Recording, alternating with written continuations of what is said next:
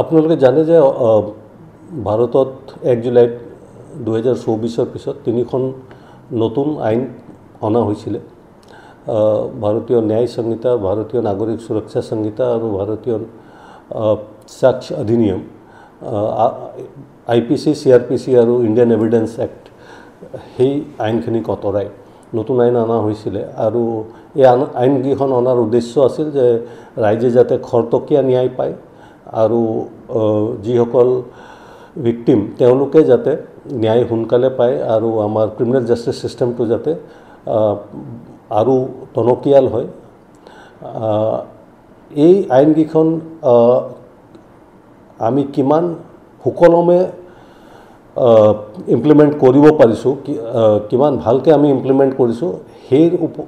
সেই কিছুমান পেৰামিটাৰ ওপৰত ভাৰতৰ গৃহ মন্ত্ৰালয়ে বিভিন্ন ৰাজ্যৰ পাৰফৰ্মেন্সটো তেওঁলোকে খুব মনিটৰ কৰি আৰু এটা ৰেংকিং কৰিছে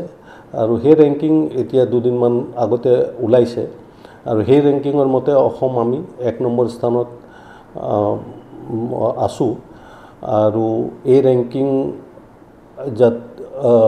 ইয়াৰ পৰা আমি কিছুমান সুবিধা লাভ হৈছে যেনেকৈ আমি গম পাইছোঁ কি পেৰামিটাৰত আমাৰ পাৰফৰ্মেন্সটো আৰু ভাল কৰিবলগীয়া আছে সেইখিনি আমি আমাৰ কাৰণে সুবিধা হৈছে তাৰ ওপৰত আৰু আমি ভৱিষ্যতে আৰু কাম কৰি যাতে আমাৰ আৰু পাৰফৰ্মেন্সটো ভাল হয় যাতে ৰাইজে খৰতকীয়াকৈ ন্যায় পায় সেইটোৱে মোৰ ক'বলগীয়া